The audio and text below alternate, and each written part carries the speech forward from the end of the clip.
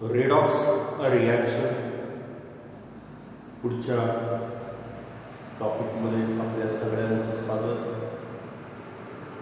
मागच्या 2 तासांमध्ये 2 पिरियडमध्ये आपण काय पाहिलं होतं की एखाद्या स्पेसिसचा ऑक्सिडेशन नंबर कसा काढतात आणि आता तो तुम्हाला नक्कीच काढता येत असला पाहिजे. आता या ऑक्सिडेशन नंबरचे काय काय फायदे होतात आपल्याला ते पाहायचं आहे. एक तर आपल्याला ओळखता येतं की ऑक्सिडेशन कोणाचं झालं, रिडक्शन कोणाचं झालं आणि एखादी रिडॉक्स रिॲक्शन बॅलन्स पण आपल्याला या ऑक्सिडेशन नंबरने करता येते. ऑक्सिडेशन नंबर जर आपल्याला काढता तर ऑक्सिडेशन नंबर बॅलन्स करून आपण ती रिॲक्शन बॅलन्स करू शकतो. असे 2 पॉईंट आपल्याला या पुढच्या लेसनमध्ये पाहायचे आहे. आता आपण ऑक्सिडेशन म्हणजे काय, रिडक्शन म्हणजे काय डेफिनेशन घेतल्या होत्या इलेक्ट्रॉनिक्स टर्म्समध्ये. खिडकी उघडून देतो म्हणजे आवाज उडणार नाही.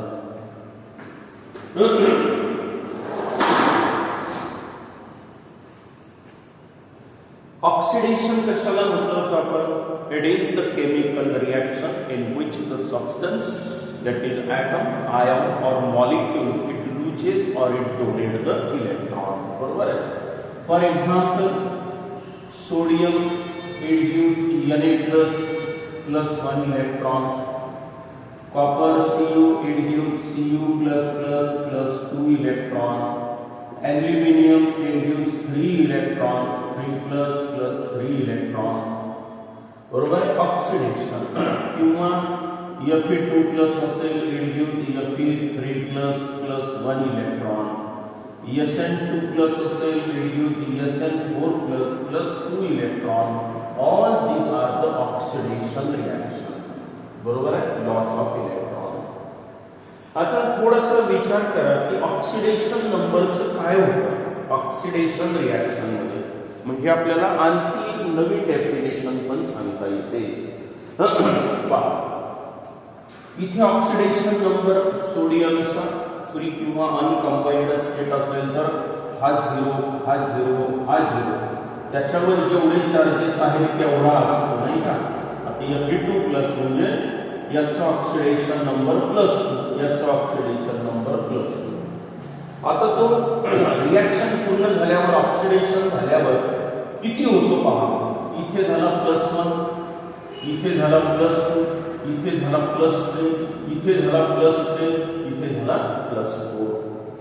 मग आता ऑब्झर्व करायचं की पहा 0 वरून 1 म्हणजे वाढला, पुन्हा वाढला, इथेही वाढला, +2 चा +3 झाला वाढला, +2 चा +4 झाला वाढला. मग आपल्याला एक नवीन डेफिनेशन ऑक्सिडेशनची करता येते in terms of oxidation number.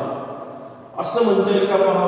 Oxidation it is the chemical reaction in which the oxidation number of the element और species increases in the reaction. It is the reaction in which oxidation number of the species, maybe atom, ion, it increases in the reaction called as the oxidation reaction.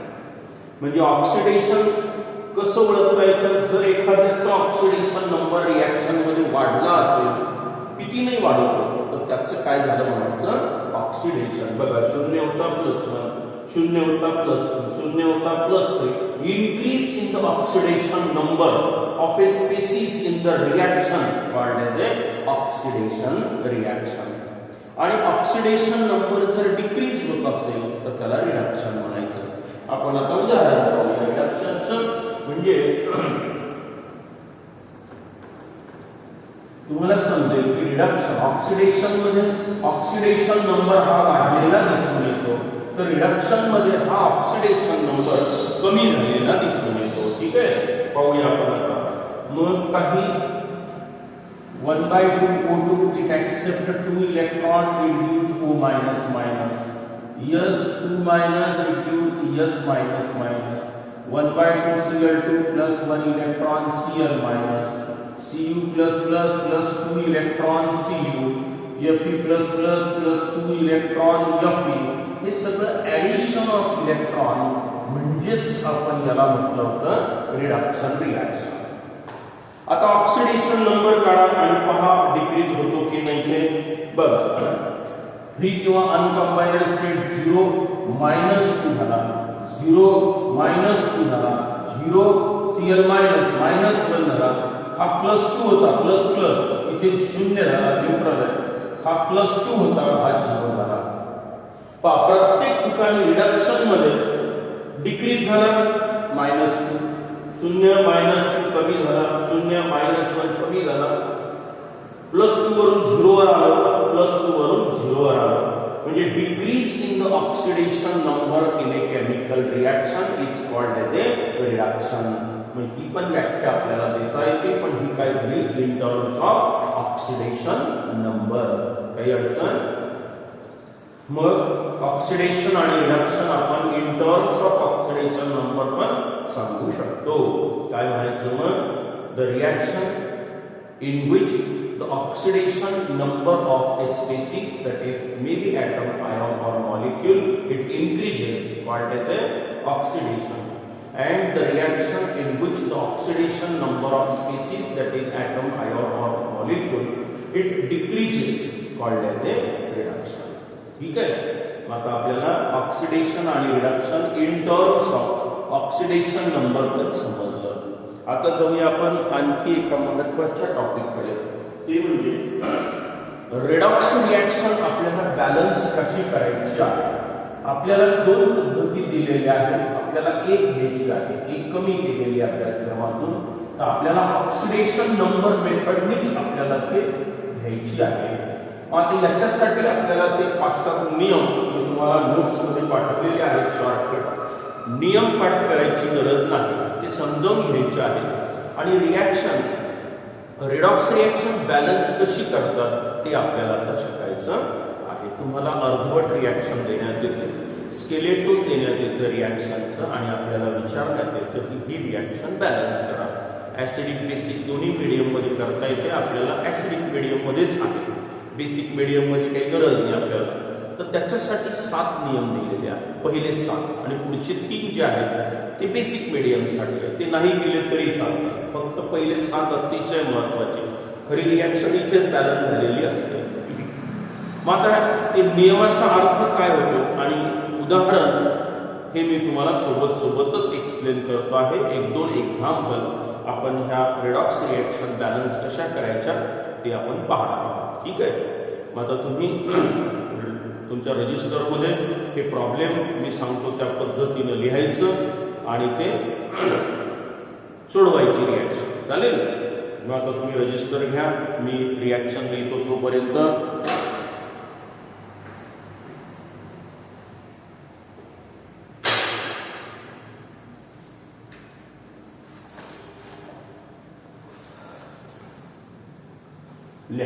प्रश्न balance the following. Question 1, balance the following redox reaction. Redox reaction by oxidation number method. Oxidation number method. Reaction दिलेली आहे CuO plus टाईस NH3 म्हणजे ammonia, it gives Cu plus N2. He reaction आपल्याला आता ही redox reaction आहे, ही balance करायची आहे. बरोबर आहे? हा प्रश्न झाला. तर याच्यासाठी 7 नियम आहेत. ऍसिडिक मीडियम मध्ये शिकायचं आहे आपल्याला. पुढचं तेही सांगतो, फार सोपं आहे पुढचं. आता काय करायचं पहा. पहिला नियम तुम्ही त्या नोट्स मध्ये लिहून काढलेले असते वही, तर तो बाजूला ठेवा, म्हणजे तुम्हाला समजेल की नोट्स मध्ये काय नियम आहे, त्याचा अर्थ काय होतो आणि आपल्याला आता काय करायचं आहे. ठीक आहे. पहिला नियम लिहायचा आहे सोल्युशन मध्ये.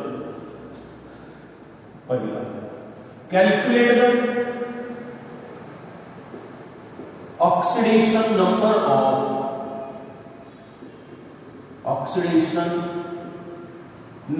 of elements in the molecule, in the given molecule.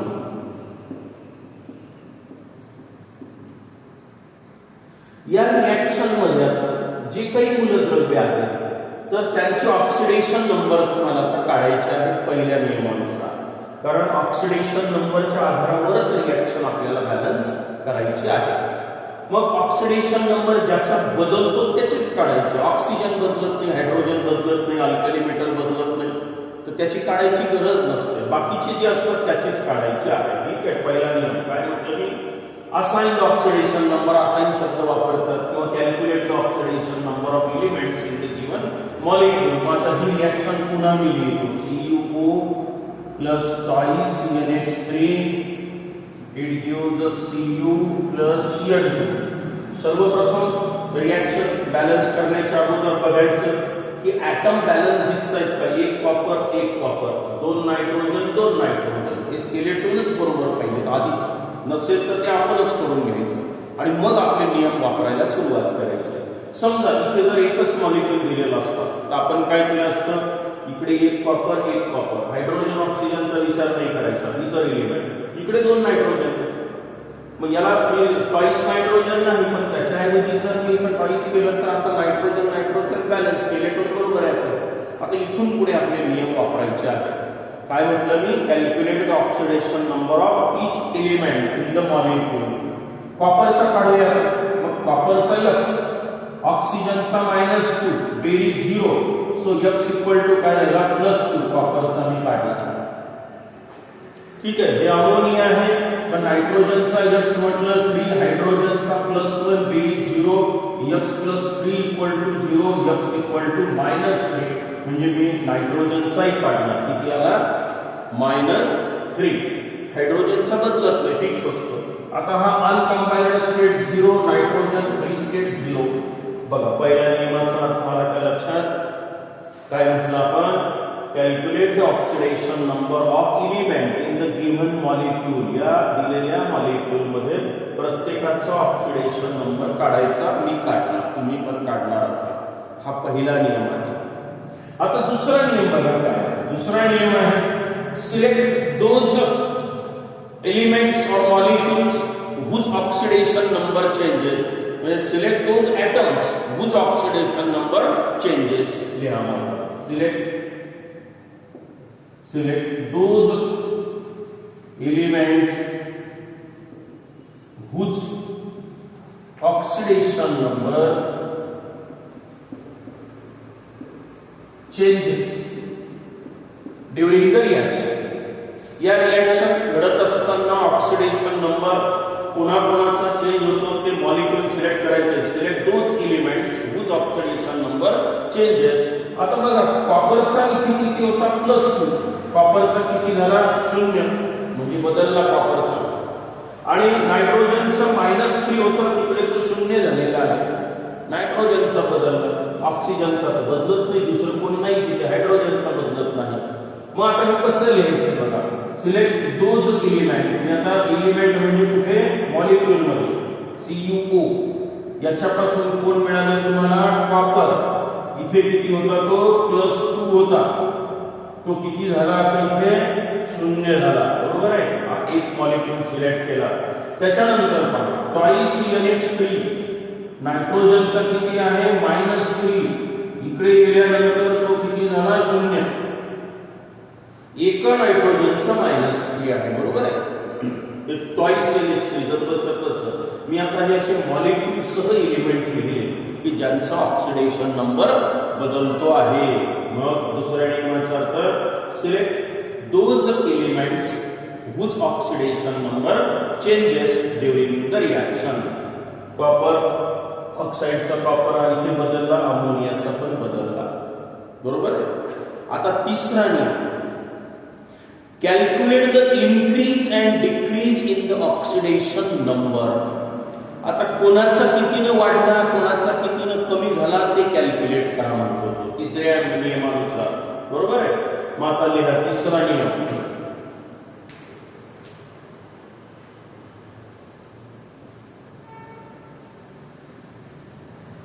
Calculate म्हणा, find out the increase and decrease in the oxidation number असं लिहिलं तरी चालेल. Find out the increase and decrease in the oxidation number. आता तिसरा नियम, find out increase and decrease in oxidation number.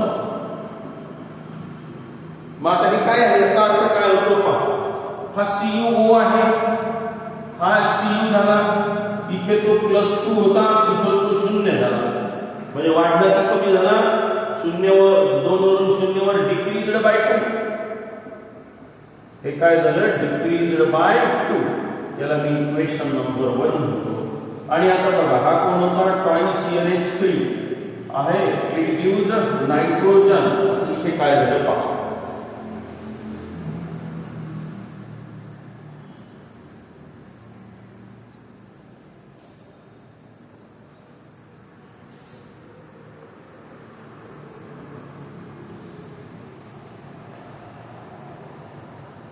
-3 होता, 0 झाला.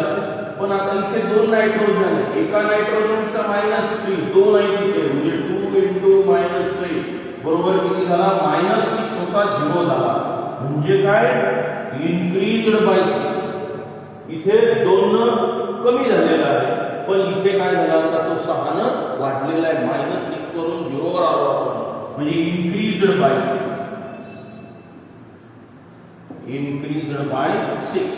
हे झालं इक्वेशन नंबर 2. हा तिसरा नियम आहे. काय म्हटलं आपण, find out increase and decrease in the oxidation number. केव्हाही जर तुम्ही पहिली दुसरी स्टेप बरोबर दिली असेल तर तुम्हाला असंच दिसेल, कोणाचा तरी कमी झालेला असतो, कोणाचा तरी वाढलेला असतो. म्हणजे काय, इन्क्रीज इन ऑक्सिडेशन नंबर म्हणजे ऑक्सिडेशन झालं, आणि डिक्रीज इन ऑक्सिडेशन नंबर म्हणजे रिडक्शन झालं. बरोबर आहे की. म्हणजे आता या रिएक्शन मध्ये इन्क्रीज्ड बाय 6 म्हणजे 6 इलेक्ट्रॉन कोणीतरी दिले, पण डिक्रीज्ड बाय 2 दिसतात. असं व्हायला नको. जेवढे इलेक्ट्रॉन दिल्या जातात तेवढे घेतल्या पण जातात. मग हे बॅलन्स आहे का, आता नाही, हे तुम्हाला बॅलन्स करायचं आहे. म्हणून चौथी स्टेप सगळ्यात महत्वाची. मग आता चौथी स्टेप पहा. इथे तिसऱ्या स्टेप मध्ये मी काय केलं, फक्त इन्क्रीज आणि डिक्रीज काढलं, कितीनं वाढला कितीनं. आता आपल्याला हे बॅलन्स्ड स्टेप मध्ये पाहिजे, कारण जेवढ्यानी ऑक्सिडेशन नंबर वाढेल तेवढ्याने तो कमी पण झाला पाहिजे. मग अशा वेळेला आपण काय करू, इन्क्रीज डिक्रीज सारखा करायचा, ऑक्सिडेशन नंबर बॅलन्स करायचा, इन्क्रीज डिक्रीज सारखा दाखवायचा. मग आता मी जर असं केलं तर या इक्वेशनला मी आता 3 न मल्टिप्लाय केलं तर काय होईल, हे 3 आणि मग काय होईल, 3 × 6 decreased by 6, increased by 6, decreased by 6 झालं बॅलन्स. इन्क्रीज आणि डिक्रीज हा सगळ्यात महत्वाचा पॉइंट आहे. किंवा सरळ सरळ कधी कधी हे असे आकडे जर नाही आले तर क्रॉस मल्टिप्लिकेशन मेथड आधी समोर तो सांगतो तुम्हाला पुढच्या एक्झाम्पल मध्ये. पण आपण सिलेक्ट करायचं की आता काय केलं म्हणजे इन्क्रीज डिक्रीज सारखा होईल. तर मी काय केलं, याला 3 न जर मल्टिप्लाय केलं थ्रू आउट बरोबर झालं, इन्क्रीज अँड डिक्रीज. या मग आता आपण लिहूया खाली पुढचा नियम. हे काय होता, आता -6 होता, हे होता. मग आता चौथा नियम लिहू, balance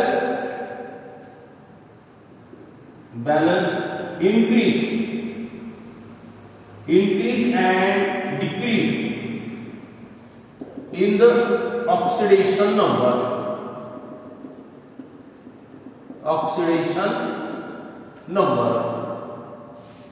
by either cross multiplication method or by using suitable number, by using or by multiplying with suitable number to the suitable equation. यातलं जे सुटेबल इक्वेशन असेल त्याला सुटेबल नंबर ने मल्टिप्लाय केला. जसं मी 3 न मल्टिप्लाय केलं, सुटेबल नंबर कोण, 3 इथे, आणि या इक्वेशनला बॅलन्स केलं. मग काही लिहू नका, एवढंच म्हणा, balance increase and decrease in the oxidation number and adding that to equation, मी काय करतो आता, 3 multiplied by equation 1 and plus equation 2 हे करायचं आहे मला. हा झाला तुमचा सुटेबल नंबर. म्हणजे काय झालं, हे 3CuO आता हे ऑक्सिडेशन नंबर घ्यायची गरज नाही.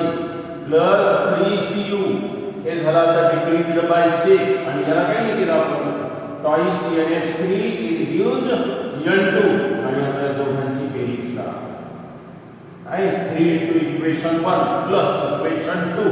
आता हे झालं 3CuO plus twice NH3 this plus this it gives 3 copper plus N2. हा चौथा नियम. पहिल्या नियमानुसार काय केलं आपण ऑक्सिडेशन नंबर काढला. दुसऱ्या नियमानुसार असे मॉलिक्यूल सह लिहिले असे ॲटम लिहिले की ज्या मॉलिक्यूल मध्ये ऑक्सिडेशन नंबर एलिमेंटचा बदलला. नंतर तिसऱ्या नियमानुसार कितीनं वाढला कितीनं कमी झाला ते पाहिलं आणि चौथ्या नियमानुसार इन्क्रीज आणि डिक्रीज आपण सारखा केला. कशा पद्धतीनं by multiplying with suitable number to the suitable equation and adding that equations. आता इन्क्रीज डिक्रीज सारखा झाला. आता पाचवा नियम इथपर्यंत आता रिएक्शन मध्ये आपण फक्त इन्क्रीज डिक्रीज सारखा केला. आता पुढचा नियम आहे आपला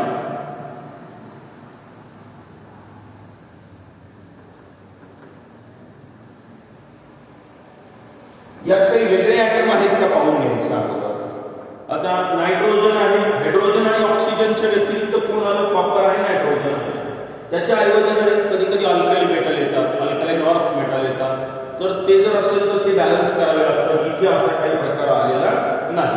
मग आपण आता असं करूया ते पुढचा नियम आहे आपला पाचवा balance the atom other than hydrogen and oxygen. Hydrogen आणि ऑक्सिजनच्या व्यतिरिक्त जे काही ॲटम्स असतात ते आपण बॅलन्स करूया पाचव्या स्टेप्स मध्ये. मग आता पाचवी स्टेप मी लिहितो आहे balance the elements other than oxygen and hydrogen. Hydrogen आणि ऑक्सिजनच्या व्यतिरिक्त आणखी कोण आहे. 3 कॉपर 2 नायट्रोजन 2 नायट्रोजन कधी कधी सोडियम पोटॅशियम आलं तर ते बॅलन्स करावे लागतात. इथे गरज नाही. बरोबर आहे. मग आता इथे लिहा दे आर ऑलरेडी बॅलन्स. जे होते ते बॅलन्स आहेत ऑलरेडी. इथे लिहा दे आर ऑलरेडी बॅलन्स्ड.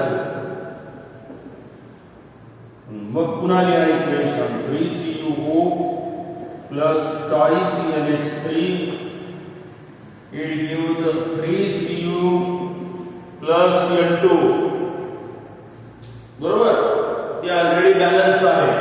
आता सहाव्या नियमानुसार आपल्याला ऑक्सिजन बॅलन्स करायचे यामध्ये कोण ऑक्सिजन आणि सातव्या नियमानुसार हायड्रोजन बॅलन्स करायचे.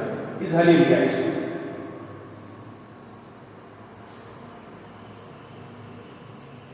मग आता ऑक्सिजन बॅलन्स कसे करायचे पुढचा नियम आहे आपला balance the oxygen atom by adding suitable number of water molecule to that side which is deficient in oxygen. म्हणजे काय करायचं आता की या रिएक्शन मध्ये आपल्याला ऑक्सिजन बॅलन्स करायचे आहे. मग डाव्या बाजूला किती ऑक्सिजन आलेले आहे 3 ऑक्सिजन. बरं उजव्या बाजूला आहे का कोणी नाही. म्हणजे इकडच्या बाजूला 3 ऑक्सिजन कमी आहे. मग 3 ऑक्सिजन नाही टाकायचं. मग काय टाकायचं 3 वॉटर टाकून द्या. म्हणजे वॉटर मध्ये ऑक्सिजन आहे की नाही. मग वॉटर मॉलिक्यूल टाकून द्यायचे तिकडे सुटेबल नंबर. मग आता मी असं सांगतो आहे पुढचा नियम आपला सहावा balance oxygen atom. Balance oxygen atoms by adding suitable number of water molecules to the deficient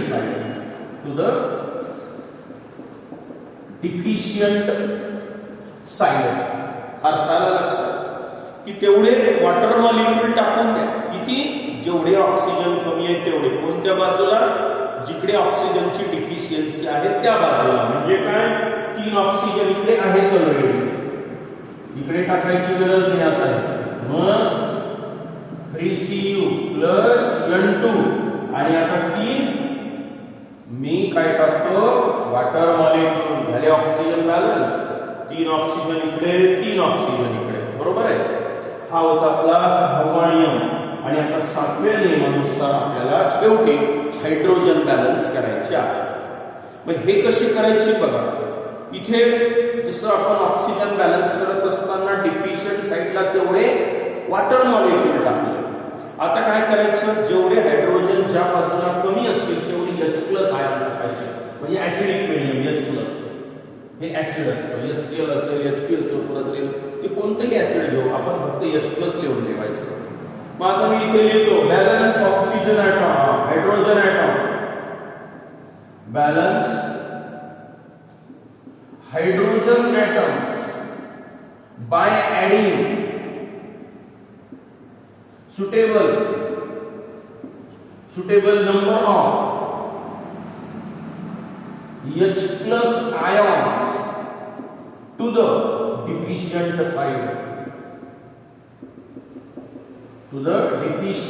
side ज्या बाजूला जेवढे हायड्रोजन कमी तेवढे H+ आयन टाका असा त्याचा अर्थ मोजा अमोनिया मध्ये हायड्रोजन आहे 3 दुनी 6 वॉटर मध्ये 3 दुनी 6 हायड्रोजन इकडे आहे 6 हायड्रोजन इकडे आहे म्हणजे हायड्रोजन आधीच बॅलन्स होऊन गेलेले आहे म्हणजे तुम्हाला आता H+ आयन टाकायची गरज आहे का नाही दे आर ऑलरेडी बॅलन्स्ड लिहा दे आर ऑलरेडी बॅलन्स्ड